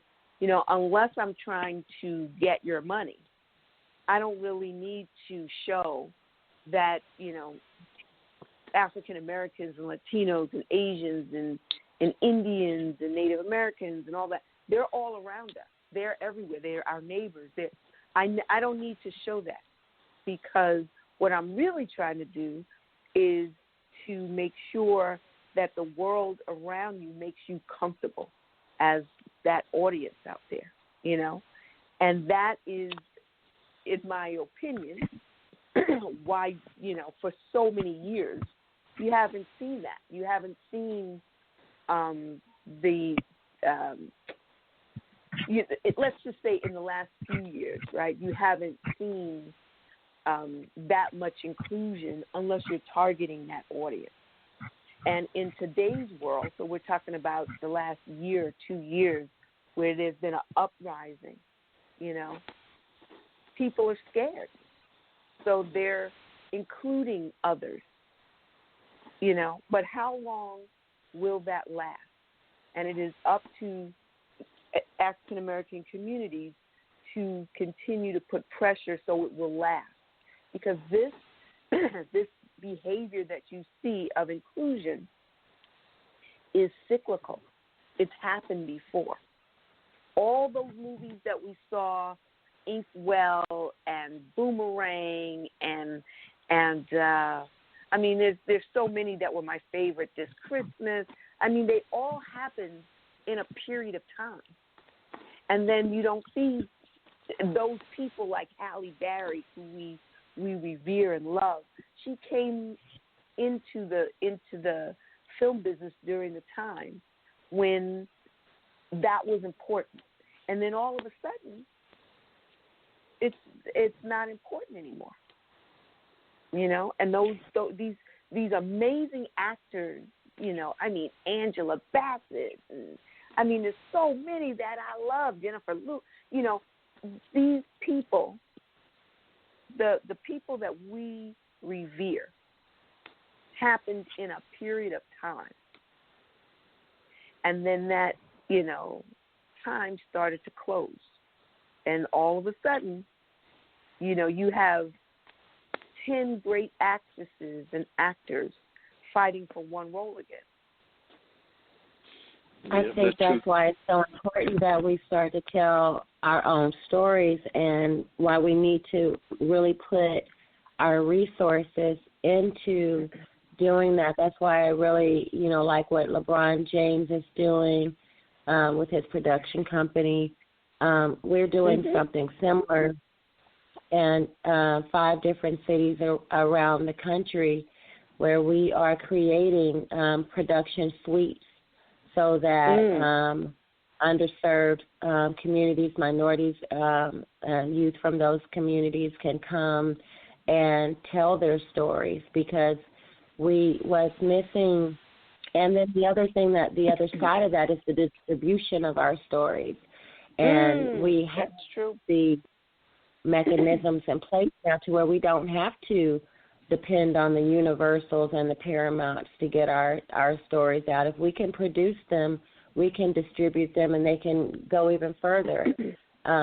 So we've got to, I think, in this time, take advantage of the era that we're in, of the technology, of even this pandemic, having ways of having to create and communicate differently.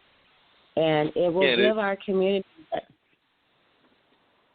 I was going to go ahead and add one other thing, which is that I saw that the New York Times columnist had actually, Charles Blow is his name, and he was actually saying some similar kind of stuff, because he's actually of the opinion that we need to do that right now, that this is now the time to do these kind of moves, because we're about to become the 4th minority in the sense of populations, because one of his arguments is that the Hispanic and the Asian population are about to overtake the African American population, and will be actually the 3rd largest minority in America, behind both the Hispanic and the Asian population. But of course, that'll be like in the 2060s or something like that, before I think the Asian population is called us, because I think the Hispanic population is first and all of that. But definitely that's his argument, and I know he's talked about the fact that he's actually arguing for a new mass migration of blacks in America to the South to create black majority states and cities. Yes. That I definitely heard that from him, came out of his own mouth. I was watching the news, and he was talking about that as well. I'm always a little skeptical of cloistering together, because the way it was working for us for so many years is that we migrated all over the world because of the mistreatment that we sustained in the South. And although, a lot of folks live back in the South, and, a lot of family members I have even, living in Florida and Atlanta and all this other stuff, I think when you put us all in one place, then I think that makes it easy for people to start the ability to mistreat, to take those numbers and try to manipulate them. And because the thing about it is that we're still not in charge of enough in order to keep that from happening. We have to have African Americans in every walk of life. That was just our 10-minute warning, which is actually more like a 15-minute warning. But continue on with the conversation. I was just going to say, we just need to have, much like I was listening to the conversation about, the NFL and, I mean, the NFL is a microcosm of the bigger issue.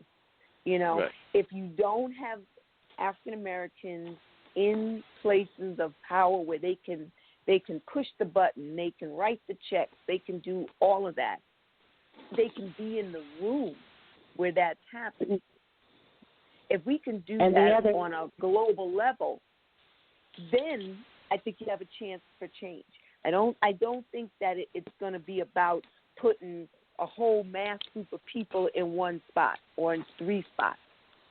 That's get my opinion. I'm not Charles Blow, but gotcha. And what was your thought, Stephanie?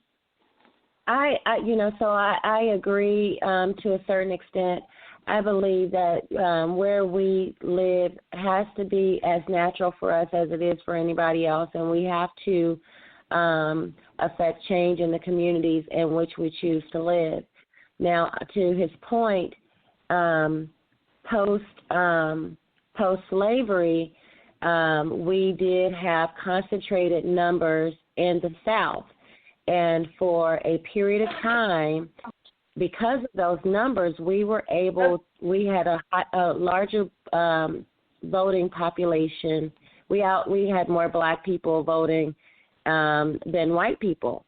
And so because of that, that's where Jim Crow came into place, the implementation of those means that started off in Mississippi to sort of counteract the overpopulation of blacks in some U.S. cities.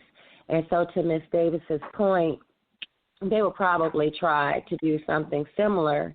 Again, they're not going to, just allow for, that would be if we look at Georgia, for instance, they knew exactly where to try to suppress the vote. So by us being in one particular area, it makes it easier for them to actually go in and target certain things that we will need, and we do need. If we're going to start thinking along those lines, we have to go in prepared to, not just populate a city, but to go in and make our presence known in government and education and business. 100%. So it's a much more concentrated effort. Absolutely, but we have to own the room. We have to own some room. Exactly. That's the problem with the NFL. We don't own. Yeah, that's the problem with it. I would argue just about every major institution that we're involved in is that we don't own the rooms. I would argue that about Hollywood. I would argue that about the music industry. I would argue that definitely about the NFL. I would even argue that to some degree, even though we might own maybe a half of a room in the NBA and the WNBA, but definitely we don't own any in hockey. I don't know that we own any rooms in Major League Baseball. And like I said, you can name industry after industry, the fashion industry. I don't know that we own that many rooms. So I definitely think that we definitely need to have more actual ownership. And I know that that's something that even comes up with, like, when we get the power brokers, whether it's somebody that's in the NBA, the NFL, or these major entertainers, the thought is, why don't they do enough? And I do agree that LeBron has done some great work, and there are a few others that are doing great work as well, but we need more folks that are doing like LeBron and trying to work on distribution deals and not just working on getting the production company. I mean, the production company is great, but I think they need to be production companies that actually have major distribution deals and are maybe even actually doing distribution deals in places that we don't even think about. We own the distribution company. There are no black-owned distribution companies in this country.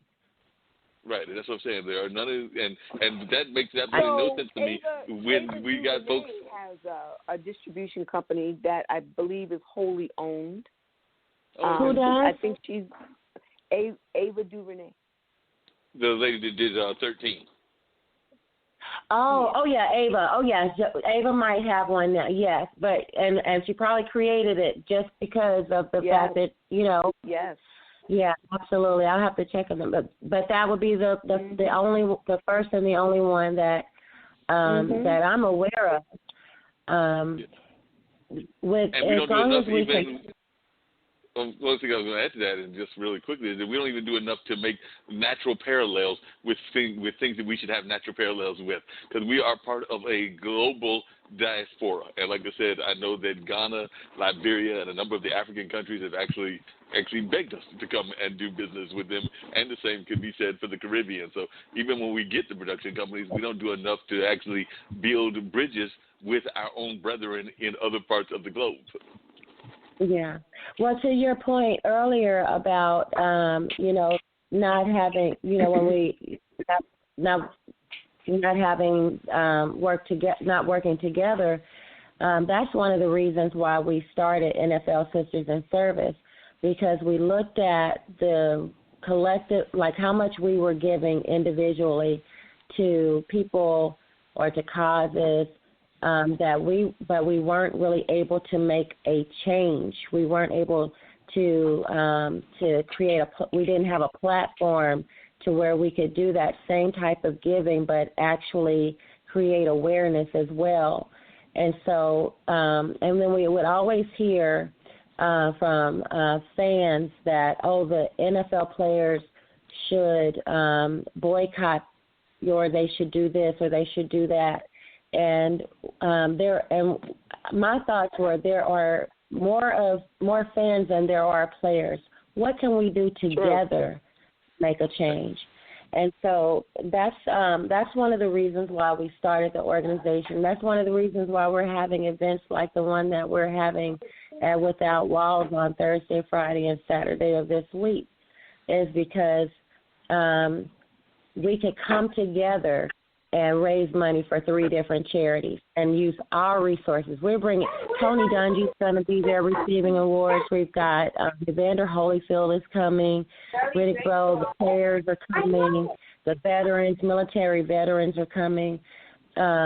We called on all of our resources to come together so that we could raise money in this city. And we're doing the same thing next year in Los Angeles for the Super Bowl. So, Ms. Davis, I hope that we can connect for sure, because we're already getting started out there.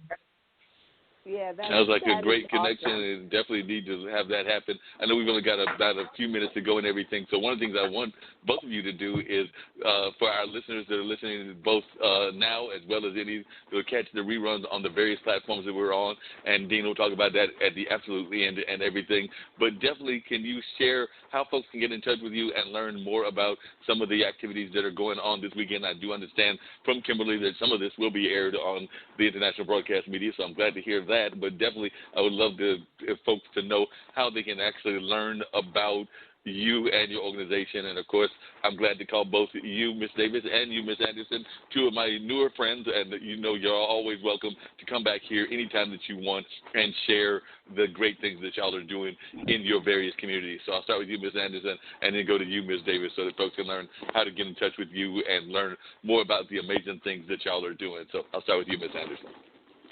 Thank you so much, Mr. Lee. So you can reach NFL Sisters in Service, NFL like National Football League, Sisters, NIN service.org, NFLSISTERVICE.org is our website. You can reach us via email at info@nflsistersinservice.org. And you can also reach us by phone at 305. I forgot the number. I'm going to give our alternate number, 786-340-9408. And if there are any charities or organizations out there that would like to partner, any sponsors, we are really focused on, making sure that we are reaching out to small businesses to sponsor with, as opposed to just focusing on our major sponsors like Armani and Uncle Nearest and New York Life. We also want to focus on our small businesses like Cuff Design and those companies. So we, if there are any small businesses that want to get their brands out to our network, they can reach out to us as well. And again, my name is Stephanie Anderson. And before I get to Miss Davis, I was just going to tell you there are a host of business folks that I will probably be putting you in touch with, because I helped my friend Eric Kelly do the Black Business Expo here and had the pleasure of meeting Fran Harris, who is a former WNBA player, and she has her own energy drink called Electra. And then there's a couple of liquor companies here that are minority women-owned, including Shoe Crazy and including one that has got Southern Wicked in the title, and so definitely Southern Wicked Lemonade. That's it, but that's a hard liquor company, and then a couple of the beer companies that are black-owned and a number of other businesses as well. So definitely looking forward to having them get in touch with you and hopefully find ways that y'all can connect. Awesome. Thank you. And if anybody has youth that are interested in becoming medical doctors or becoming attorneys, we have programs that we facilitate if they're interested in STEM or science. We have workshops that we offer through our Director of Technology. So please reach out. We definitely want to connect you with those resources. Sounds great. Awesome. Ms. Davis, how can folks reach you over there in California? Hi. So Suburban Entertainment Group, we have our LinkedIn page. That's awesome.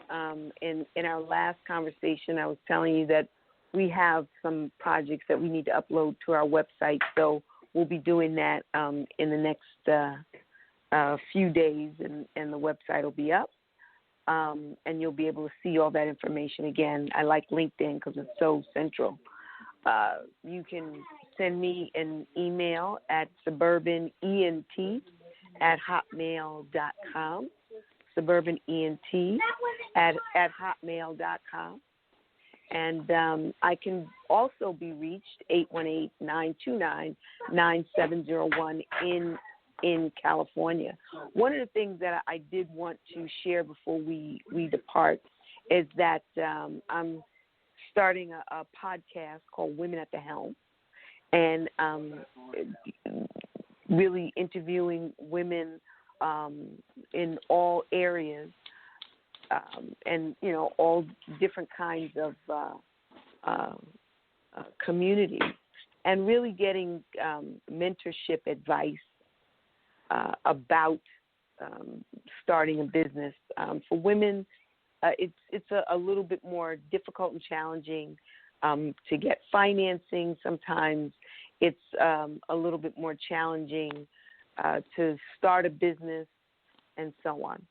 So what I like to do is to talk to women who are successful in business and really have them mentor our audience and say, hey, this is what we did. So the first 4 or 5, this is a brand new show, the first 4 or 5 women are women from all different walks of life. We have an ex-Olympian that made a transition into marketing space. We have 2 women who were friends and started a business together that is very successful in the education space and entertainment space. So they did both. We have people in real estate and really giving women good advice about investing in their money and all that stuff. So, women from all walks of life, Women at the Helm. It will start in the month of March for Women's Month. So I just wanted to shout that out.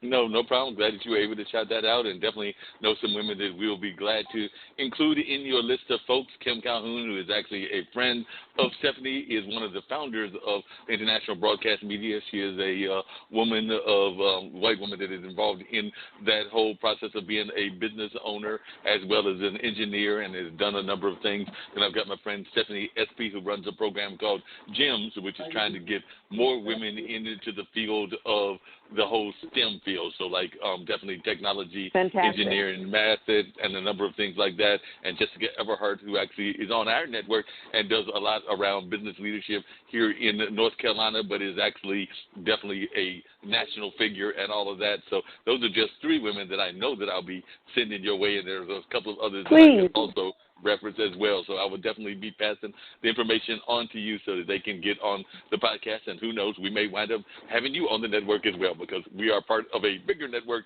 that includes a variety of shows that Dean will now talk about. Dean, it's on you. All right. Well, we thank our guests for joining us tonight. Powerful conversation, and we appreciate y'all being with us. And Straight Talk with Dean and Mark, y'all, Monday nights, 7 p.m. Eastern Standard Time. Don't forget to catch us, our replays tomorrow and Wednesday afternoon at 2 p.m. Eastern Standard Time on the Skyhawk Radio Network. And if you missed those, we have replays on Radio Public, iHeartRadio, Google Podcasts, Spotify, Spreaker, TuneIn, Stitcher, Podbean, Apple Podcasts, Podchaser, Podcast Addict, Castbox, Podfollow, Deezer, JSavin, and right here on Blog Talk Radio, where we are a part of the Level Podcast Network, where you can find shows such as the Black Girl's Guide to Surviving Menopause, the Chef Gang Radio Show, Phone from the Front Seat, Folk Music with Zach, Learning Unwrapped, Let's K-12 Better, Marketing with Russ, hashtag Rush Selfie, Mona Shake and the Minority Reports, Mullings, Music and Memories with Mark Lee, The Mark Lee Show, The Online Dinner Party with Mark Lee, The Plant a Good Seed Podcast, The Reinvention Road Trip, She's on Call, The Just Podcast, The Spin It Social Hour, Virginia Interfaith Live, and WNC Original Music, which constitutes the Level Podcast Network. I'm about to sign off, but like I always say, when you walk outside your front door, it's showtime and the world is your stage. Just make sure that people are not watching a rehearsal. With that being said, Six-Man Dean Geronimo is going to get in some heat. I'll see y'all in 7 days. I don't blame you. I'm out of here as well. Get ready to finish some dinner that I've already got prepped and everything, and get ready to get out of here myself as well. So I'm going to be out of here, but I'm going to find y'all some more amazing guests next week as we continue these great conversations. And, of course, we'll be touching on a lot of things about history as well as entrepreneurship, activism, and a lot of the other things that we find to be very important and pertinent to our society. And we look forward to another great conversation next week.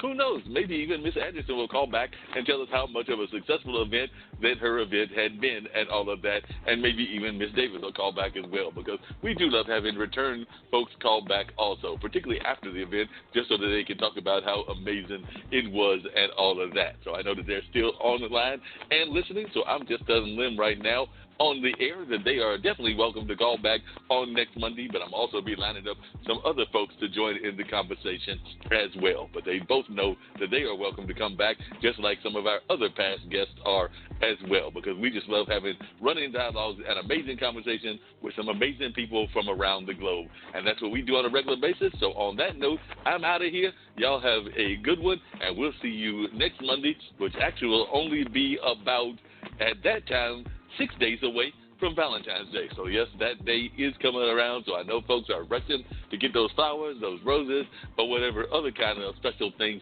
that they might want to give to their significant others. I know that definitely that's something that the folks enjoy on that particular day, since we know that February is known for basically two things primarily, which is Black History Month, definitely the Super Bowl, which is definitely falls in February as well, and, of course, Valentine's Day. So I'm going to get ready to watch the game on this coming Sunday, and I'll be rooting for Kansas City because, like somebody else said earlier, I have had enough of Tom Brady winning stuff, and I think that we just need to have Kansas City win back-to-back. But that's just my feelings and everything. So I think Dean had said he would go for Kansas City. So the two hosts are going for Kansas City. Hopefully we will not be crying in our soup next week because Tom Brady made us upset again. But hopefully we'll be gloating that Kansas City won and we all did well. But we'll find out, because I'm also worried about a team that gets to play on its home field. That just makes no sense to me. I think they should have made some NFL changes in that regard as well. So on that note and that thought, I'm out of here.